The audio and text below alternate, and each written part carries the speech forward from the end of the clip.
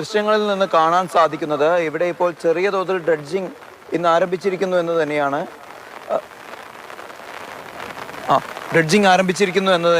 എന്തായാലും ഇവിടെ കനത്ത മഴ പെയ്യുകയാണ്. ചെറിയ തോതിലുള്ള ഒരു ബുദ്ധിമുട്ട് ഇവിടെ നിലനിൽക്കുന്നുണ്ട്.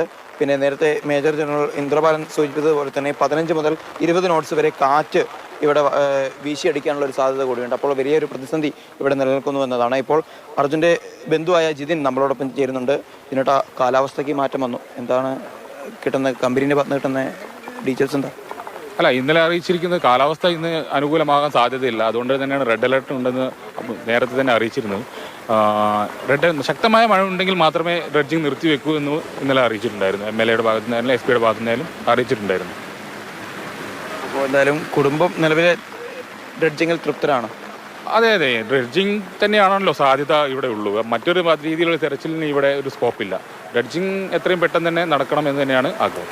അപ്പോൾ 10 ദിവസം കൃത്യമായിട്ട് ഡ്രഡ്ജിങ് നടക്കുമല്ലേ? 10 ദിവസമല്ല, അർജുൻ്റെ ലോറി കണ്ടെത്തുന്നത് വരെ തന്നെ തെരച്ചിൽ തുടരുമെന്നാണ് ഇപ്പോൾ അറിയിച്ചിരിക്കുന്നത്. 10 ദിവസത്തിൽ കൂടുതൽ ആവശ്യമുണ്ടെങ്കിൽ പിന്നെയും എക്സ്റ്റെൻഡ് ചെയ്യുന്നതാണ് ഇന്നലെ MLA അറിയിച്ചിരിക്കുന്നത്.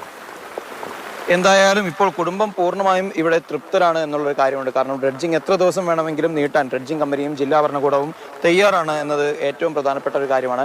കാലാവസ്ഥ ഏറെ പ്രതികൂലമാവുന്ന ഒരു സാഹചര്യം ഉണ്ടെങ്കിൽ പോലും ഡ്രഡ്ജിങ്ങും അതുപോലെ തന്നെ അതുമായി ബന്ധപ്പെട്ട മറ്റ് അനുബന്ധ പരിശോധനകളും കൃത്യമായും വ്യക്തമായും മുന്നോട്ടേക്ക് പോകും എന്നുള്ള സന്ദേശം തന്നെയാണ് ജില്ലാ ഭരണകൂടത്തിൻ്റെ ഭാഗത്ത് നിന്ന് നമ്മൾക്ക് ലഭിക്കുന്നത്. മോത്തി, മഴ അവിടെ പരക്കെ ശക്തമായി തന്നെ ഉണ്ടെങ്കിലും കാര്യക്ഷമമായി ഇന്ന് തിരച്ചിൽ നടക്കുമെന്ന് നമ്മൾ പ്രതീക്ഷിക്കുന്നുണ്ട്.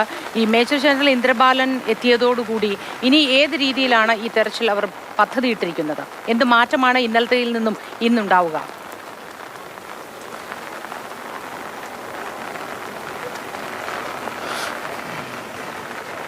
മോദി, ഇന്നലെ പ്രധാനമായും നേവി മാർക്ക് ചെയ്ത പോയിന്റുകൾ കേന്ദ്രീകരിച്ചുകൊണ്ടായിരുന്നു തെരച്ചിലുണ്ടായിരുന്നത്. ഇന്ന് അതിൽ നിന്ന് വ്യത്യസ്തമായി മേജർ ഇന്ദ്രബാലൻ അദ്ദേഹത്തിൻ്റെ മാഗ്നറ്റിക് റഡാർ ഉപയോഗിച്ച് കണ്ടെത്തിയ പോയിന്റുകൾ CP3, CP4 എന്നീ കേന്ദ്രങ്ങൾ കേന്ദ്രീകരിച്ചുകൊണ്ടായിരിക്കും ഇന്നത്തെ തെരച്ചിലുണ്ടാവുക.